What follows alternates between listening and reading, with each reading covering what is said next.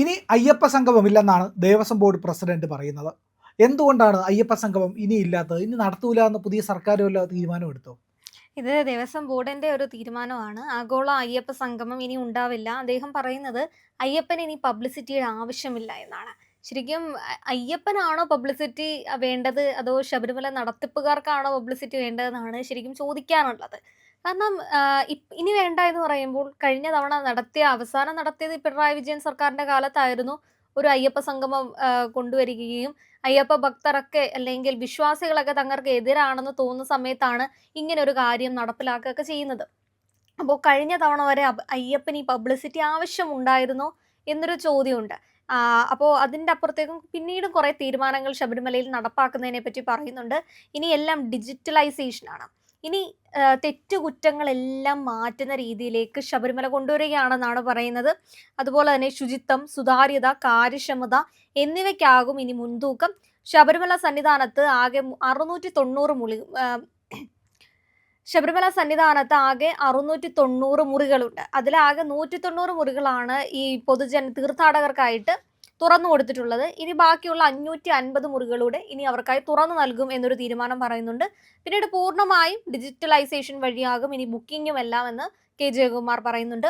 പിന്നീട് house keeping എന്നിവയെല്ലാം ഇനി പുറത്തെ ഏജൻസികൾക്ക് കൊടുക്കും. ശബരിമല ഗസ്റ്റ് ഹൗസിന് സമീപം പുതിയൊരു ഗസ്റ്റ് ഹൗസ് ഉണ്ടാകും. നവംബർ 1 മുതൽ 90 ദിവസം പ്രവർത്തിക്കുന്ന ഫെസ്റ്റിവൽ കൺട്രോൾ റൂം ദേവസ്വം ആസ്ഥാനത്ത് ആരംഭിക്കും. കുറ്റമറ്റ രീതിയിൽ ഇടത്താവളങ്ങൾ ഒരുക്കും. സന്നിധാനത്ത് തീർത്ഥക്കുളം നിർമ്മിക്കുമെന്നും ഇതൊക്കെയാണ് പുതിയ അറിയിപ്പുകൾ ശബരിമലയുമായി ബന്ധപ്പെട്ട്. അതിൽ പ്രധാനമായിട്ടും ഈ അയ്യപ്പന്റെ പബ്ലിസിറ്റിയെ പറ്റിയൊക്കെ പറയുമ്പോഴാണ് എന്തിനായിരുന്നു ഈ അയ്യപ്പ സംഗമം ഉണ്ടായത്?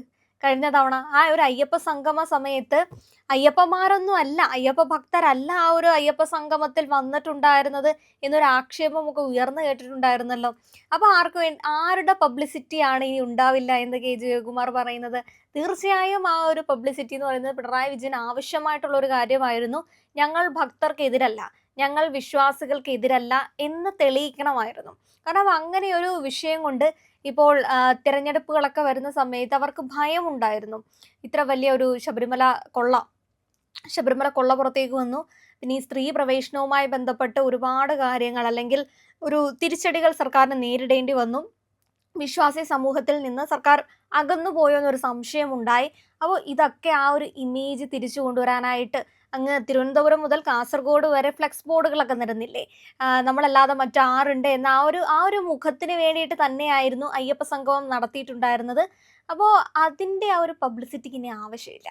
ഇനി ആ പബ്ലിസിറ്റി കൊടുത്തു കഴിഞ്ഞാൽ ആ മനുഷ്യന് ഉപയോഗമില്ലല്ലോ. കാരണം ആ ഒരു കാര്യം കഴിഞ്ഞു. ഓരോ ഓരോ ആൾക്കാരായി ഈ ഒരാളെ വിട്ടുപോകുന്ന ഒരവസ്ഥയാണ് നമുക്ക് കാണുന്നത്. ഇപ്പൊ ശബരിമലയുമായി ബന്ധപ്പെട്ടാണെങ്കിലും ഈ ഒരു ശബരിമല കൊള്ളയുടെ അതിന്റെ ബാക്കി കേസ് വിശദാംശങ്ങൾ പരിശോധിക്കുകയാണെങ്കിലും ഓരോ ആളുകളാണെങ്കിൽ ഇപ്പൊ പത്മകുമാർ മുമ്പിലേക്ക് വന്ന് പറയുന്നുണ്ട്.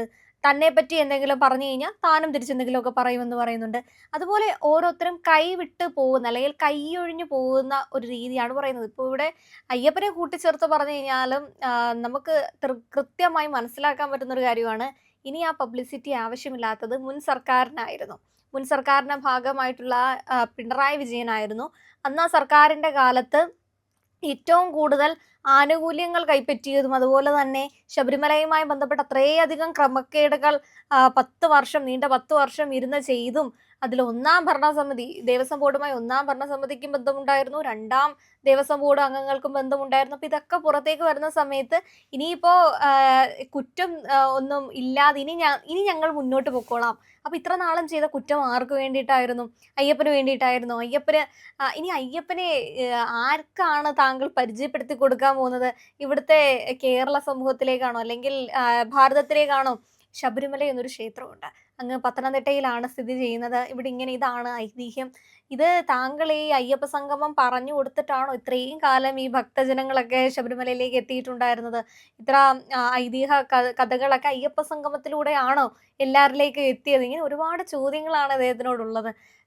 ഈ ഒരു ഇനിയിപ്പോ അയ്യപ്പ സംഗമം നടക്കുന്നില്ല. അത് കുറച്ച് ചെലവേറിയ കാര്യമാണ്. അത്തരം ചെലവുകളൊക്കെ മാറ്റി നിർത്തി നമ്മളിനി ശബരിമലയ്ക്ക് കൂടുതൽ അല്ലെങ്കിൽ തീർത്ഥാടകർക്ക് കൂടുതൽ പ്രാധാന്യം കൊടുക്കുകയാണെന്ന് പറഞ്ഞു കഴിഞ്ഞാൽ, ഇപ്പൊ ബാക്കി പറഞ്ഞ കാര്യങ്ങളൊക്കെ ഓക്കെ. 590 മുറിക്കകത്തില് 190 ഉള്ളായിരുന്നു. അല്ല 690 190 മുറികളെ കൊടുത്തിട്ടുള്ളൂ. ബാക്കിയും കൂടെ ഞങ്ങൾ തീർത്ഥാടകർക്ക് കൊടുക്കുന്നു എന്ന് പറയുമ്പോൾ അതൊരു വലിയൊരു കാര്യമാണ്.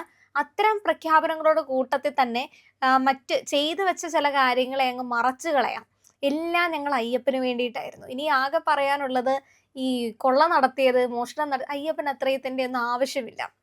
അതുകൊണ്ടാണ് ഞങ്ങൾ കൊള്ള നടത്തിയെന്ന് കൂടെ മാത്രം ഈ ശബരിമലയുമായി ബന്ധപ്പെട്ട് പറയാനുള്ളൂ. അതുപോലെ തന്നെ അതില് വരാത്ത കുറച്ച് പേരുകളുണ്ടല്ലോ. ഇപ്പൊ SIT പുറത്തേക്ക് വിട്ടിരുന്നല്ലോ ശബരിമലയുമായി ബന്ധപ്പെട്ട്. 10 പേരുടെ പ്രതി ചേർക്കപ്പെട്ടവരുടെ പേരുണ്ട്. ഇനി SIT സംശയിക്കുന്ന അല്ലെങ്കിൽ ഇനി അന്വേഷണം മുന്നോട്ട് കൊണ്ടുപോകുന്ന സമയത്ത് ഇനി അന്വേഷണം ആരുടെയൊക്കെ മേലേക്കാണ് പോകുന്നതെന്നുള്ള കുറച്ച് പേരുകളുണ്ട്. അതിനകത്തിൽ തന്നെ മന്ത്രിമാരുടെ പേരുണ്ടായിരുന്നു. മുൻ സർക്കാരിനുള്ള പങ്ക് ഇതൊക്കെ അന്വേഷിക്കുമെന്ന് പറയുന്ന സമയത്താണ് ഞങ്ങളെല്ലാം അയ്യപ്പന് വേണ്ടിയിട്ടാണ് ചെയ്തത്. ഇത് ആരോടാണ് ശരിക്കും ജയകുമാർ ഇരുന്ന് പറയുന്നതെന്നുള്ളതാണ്. അദ്ദേഹത്തിനോട് പൂർണ്ണമായ ബഹുമാനം. ഇത്രയും കാലം ഈ ഒരു ദേവസ്വം ബോർഡിന്റെ ഒരു തലപ്പത്തൊക്കെ ഇരുന്ന ഒരു മനുഷ്യനാണ്. ശബരിമലയുമായി ബന്ധപ്പെട്ടിരുന്ന മനുഷ്യനാണ്. അതുകൊണ്ട് തന്നെ അദ്ദേഹത്തിനോട് ശരിക്കും ഈ തീർത്ഥാടകർ ആണ് ചോദിക്കേണ്ടത്, അല്ലെങ്കിൽ ഇവിടുത്തെ വിശ്വാസികളാണ് ചോദിക്കേണ്ടത്. അയ്യപ്പന് ഇത്ര പബ്ലിസിറ്റിയുടെ ആവശ്യമുണ്ടായിരുന്നോ? അല്ലെങ്കിൽ ഇത്ര അല്ല, ഇത് ക്രമക്കേടുകൾ നമുക്ക് കൃത്യമായിട്ട് അറിയാവുന്ന കാര്യം. 2024 പാർലമെന്റ് തെരഞ്ഞെടുപ്പ് വരുന്നു. അതുവരെയും മുസ്ലിം ലീഗ് LDFിലേക്ക് വരുമെന്ന് പ്രതീക്ഷ CPMനുണ്ടായിരുന്നു, LDFിനുണ്ടായിരുന്നു. പക്ഷേ അവർ വന്നില്ല. എന്തുപറ്റി? പാർലമെന്റ് ഇലക്ഷൻ കഴിഞ്ഞതോട് കൂടിയിട്ട് അവർക്ക് മനസ്സിലായി UDFിനോട് ജനങ്ങൾക്ക് പ്രത്യേകിച്ച് വിരോധമൊന്നുമില്ല, അടുത്ത നിയമസഭാ തെരഞ്ഞെടുപ്പ് ജയിക്കാൻ കഴിയുമെന്നൊരു ബോധ്യമുണ്ടായി. അപ്പോൾ ഈ പറയുന്ന ന്യൂനപക്ഷങ്ങളെയൊക്കെ കൂടെ നിർത്താൻ വേണ്ടിയിട്ടുള്ള ശ്രമങ്ങൾ നടത്തിയിരുന്ന പിണറായി വിജയൻ സർക്കാരിന് ഒരു തിരിച്ചടിയായിരുന്നു ആ തീരുമാനം, മുസ്ലിം ലീഗിൻ്റെ തീരുമാനം. അപ്പോൾ ഇനി ആരാണ് കൂടെ നിൽക്കേണ്ടത്? ഹിന്ദുക്കളാണ് കൂടെ നിൽക്കേണ്ടത്, ന്യൂനപക്ഷങ്ങളല്ല, മുസ്ലിം സമുദായമല്ല. അതുകൊണ്ട് ഹിന്ദുക്കളുടെ വോട്ട് ഏകീകരിക്കാനും അവരെ കൂടെ നിർത്താനും വേണ്ടിയിട്ട് നടത്തിയ പരിപാടിയായിരുന്നു. വീട് തോറും കയറി ഇറങ്ങി ക്ഷമാപണം വരെ പറഞ്ഞില്ലേ ഇവർ, എന്നിട്ടും ജനങ്ങൾ കൈയഴിഞ്ഞു എന്നുള്ളതാണ്. അപ്പോൾ ഇനി അങ്ങനെ ഒരു അയ്യപ്പ സംഗമത്തിൻ്റെ ആവശ്യമുണ്ടോ എന്ന് ചോദിച്ചാൽ ഇല്ല. എന്താവശ്യത്തിനാണ് അയ്യപ്പ സംഗമം നടത്തേണ്ടത്? എന്തിനു വേണ്ടിയിട്ടാണ് നടത്തേണ്ടത്? അയ്യപ്പൻ്റെ മോഷണം നടത്തിയ ആൾക്കാരുടെ കാര്യത്തിൽ അന്വേഷണം നടത്താൻ പോലും ഇപ്പോൾ ഇരിക്കുന്ന സർക്കാരിന് വലിയ ശുഷ്കാന്തിയൊന്നുമില്ല. നടക്കുകയല്ലേ, SIT അന്വേഷണം നടക്കുകയല്ലേ, അത് മുറയ്ക്ക് നടന്നോളും, അതിനപ്പുറത്തേക്ക് ഞങ്ങളൊന്നും മിണ്ടാനില്ല, പോറ്റിയെ കയറ്റിയ പാട്ടൊക്കെ പാടിയവരാണേ, ഒന്ന് ആലോചിച്ച് നോക്കണം. ഒന്നും മിണ്ടാനില്ല എന്ന് പറയുന്ന ഒരു അവസ്ഥയിലേക്ക് കാര്യങ്ങളൊക്കെ കൊണ്ടെത്തിച്ചു. ജയകുമാർ അവസാനം കൊണ്ടുവന്ന ഒരു മരുന്നായിരുന്നു ഈ പുരട്ടിക്കഴിഞ്ഞാൽ ഇത് അറിയാതിരിക്കാൻ വേണ്ടി കൊണ്ടുവന്ന ഒരു മരുന്ന്. ഈ പ്രശാന്തിനെ മാറ്റിക്കഴിഞ്ഞപ്പോഴേക്കും അവിടെ പ്രതിഷ്ഠിച്ച LDF സർക്കാർ പ്രതിഷ്ഠിച്ച ഒരു മരുന്ന്. അധികകാലം ഈ ജയകുമാർ അവിടെ ഉണ്ടാകുമെന്നും വിശ്വസിക്കാൻ കഴിയില്ല, തീരുമാനിക്കാൻ അങ്ങനെ നമുക്ക് ഉറപ്പിക്കാൻ കഴിയില്ല. കാരണം എന്താ? UDF സർക്കാരിന് ഇഷ്ടമുള്ള, അവർക്ക് പൂർണ്ണമായിട്ടും സ്വാധീനമുള്ള, അത് ഇല്ലയെന്ന് പറയുന്നില്ല ഞാനെങ്കിലും, അങ്ങനെയുള്ള ഒരാളുടെ ആയിരിക്കും. അതെങ്കിൽ ഇപ്പോൾ ഒരു പൊളിറ്റിക്കൽ അപ്പോയിൻമെൻ്റ് ആണല്ലോ മിക്കവാറും ശബരിമല നടക്കുന്നത്. അപ്പോൾ അതിനനുസരിച്ചുള്ള ഒരാളെ അവർ നിയമിക്കുമ്പോൾ അതിനപ്പുറത്തേക്ക് ജയകുമാറിന് വലിയ റോളൊന്നും ഉണ്ടാവില്ല. അപ്പോൾ ഈ ഒരു അവസരത്തിൽ ആരെങ്കിലും ചോദിച്ചപ്പോഴായിരിക്കും ഇത് പറഞ്ഞത്. ഇനി അയ്യപ്പ സംഗമത്തിൻ്റെ എന്താവശ്യം? അയ്യപ്പ സംഗമത്തിൻ്റെ പർപ്പസ് തന്നെ അതായിരുന്നില്ലേ? അവർക്ക് മുദ്രാവാക്യം വിളിക്കാനായിട്ട്, മുഷ്ടി ചുരുട്ടി സ്വാമിയെ ശരണമയ്യപ്പ വിളിക്കാനായിട്ട്, അവരുടെ ആൾക്കാരെ കൊണ്ടിരുത്തി ഇത് ചെയ്യാനായിട്ട്, മുഖ്യമന്ത്രി ഈ കിടക്കയ്ക്ക് വേണ്ടിയിട്ട് ലക്ഷങ്ങൾ ചിലവാക്കാൻ വേണ്ടിയിട്ട്, അവസാനം അവിടെ വന്നവർക്ക് ഭക്ഷണം ഒരുക്കിയിട്ട് ഈ ബാക്കി വന്ന ഭക്ഷണം എല്ലാം കൂടി വെട്ടിമൂടാൻ വേണ്ടിയിട്ട്, കോടികൾ ആ രീതിയിൽ പൊട്ടിക്കാനായിട്ട്, ഇല്ലാത്ത നന്ദഗോവിന്ദ ബജറ്റ്സിൻ്റെ പേരിൽ അവിടെ ഭജന നടത്തിയെന്ന് പറയാൻ വേണ്ടിയിട്ടൊക്കെ ഉണ്ടായിരുന്ന ഒരു പരിപാടിയല്ലേ. അതിനപ്പുറത്തേക്ക് എന്തെങ്കിലും ഒരു പ്രസക്തി ശബരിമലയുമായിട്ട് ബന്ധപ്പെട്ടെങ്കിലും അയ്യപ്പ സംഗമത്തിനുണ്ടായിരുന്നു? ഒന്നുമില്ലായിരുന്നല്ലോ. ഈ നമ്മൾ സാധാരണഗതിയിൽ തൊലിപ്പുറത്ത് വരുന്ന മുറിവിന് ലാക്ടോകലാമിൻ തേക്കില്ലേ, അതുപോലെ ഒരു പരിപാടിയായിരുന്നു അവർക്ക്. ആഴത്തിലുള്ള മുറിവിന് ഈ ലാക്ടോകലാമിൻ കൊണ്ട് യാതൊരു പ്രയോജനവുമില്ല എന്നുള്ളത് ഇവർക്ക് തിരിച്ചറിയാൻ പറ്റാതെ പോയി എന്നുള്ളതാണ്. കണ്ണിൽ പൊടിയിടാൻ നോക്കി, പക്ഷേ ആൾക്കാർ കണ്ണടച്ച് പുറംതിരിഞ്ഞ് നിൽക്കുകയായിരുന്നു. പുറംതലയിലാണ് പൊടിയിട്ടത് എന്നുള്ളത് മാത്രമേ ഉള്ളൂ. തിരിഞ്ഞു നോക്കിയ ജനങ്ങൾ ആരാണ്, എന്താണ് ഇവരെന്നുള്ളത് മനസ്സിലായി. അതോടുകൂടി തന്നെ എല്ലാ പ്രസക്തിയും നഷ്ട CPMനെ ആട്ടി പുറത്താക്കി, പിണറായി വിജയനെ പുറത്താക്കി. പ്രതിപക്ഷ നേതാവിൻ്റെ സ്ഥാനത്ത് പോലും ഇരിക്കാനുള്ള യോഗ്യത ജനങ്ങൾ കൽപ്പിച്ചില്ല എന്നുള്ളതാണ് ആ സീറ്റുകൾ അത്രയും കുറഞ്ഞു പോയതിൻ്റെ കാര്യം. അതുകൂടി മനസ്സിലാക്കിയിട്ട് അതിൽ നിന്നൊക്കെ പൂർണ്ണമായിട്ടും പിൻവാങ്ങി മാറി നിൽക്കേണ്ട ഒരാൾ ഇപ്പോഴും പ്രതിപക്ഷ സ്ഥാനത്ത് ഇരിക്കുന്നു എന്നുള്ളതിനപ്പുറത്തേക്ക് അയ്യപ്പ സംഗമത്തിനും പ്രസക്തിയില്ല, ജയകുമാറിനും പ്രസക്തിയില്ല, പിണറായി വിജയനും പ്രസക്തിയില്ല. അവിടെ ഉള്ള അയ്യപ്പന് പ്രസക്തി എന്തെങ്കിലും ഉണ്ടെങ്കിൽ അത് ഭക്തരുടെ മനസ്സിലാണ്. ഭഗവാൻ എന്ന് പറയുന്ന പാരമാർത്ഥിക സത്യത്തിൽ മാത്രമാണ് എന്തെങ്കിലും പ്രസക്തി ഉള്ളത്. അല്ലാതെ ഈ കള്ളന്മാർക്കും കൊള്ളക്കാർക്കും ഒരു പ്രസക്തിയില്ല, കൊള്ള നടത്തുന്ന പരിപാടിക്കും പ്രസക്തിയില്ല. അത്രയേ ഉള്ളൂ ഇതിൻ്റെ വാസ്തവം. പ്രിയമുള്ളവരെ, നമ്മുടെ ചാനൽ ഒരുപാട് പേർ കാണുന്നുണ്ട്. കാണുന്നവരോടെല്ലാം നമുക്ക് വലിയ സ്നേഹവുമുണ്ട്. അവരൊക്കെ നമ്മുടെ ചാനലിനെക്കുറിച്ച് ഒരുപാട് പേരോട് പറയുന്നുമുണ്ട്. പക്ഷേ ഒരു കാര്യം, നമ്മൾ കാണുന്നവരുടെ എണ്ണം അനുസരിച്ച് ചാനലിൻ്റെ സബ്സ്ക്രിപ്ഷൻ കൂടുന്നില്ല. എന്താ കാര്യം എന്നറിയാമോ? നമ്മൾ കണ്ടിട്ട് അങ്ങ് പെട്ടെന്ന് തിരിച്ചു പോവുക. പക്ഷേ കണ്ടതിന് ശേഷം ഒരു നിമിഷം നിൽക്കുക.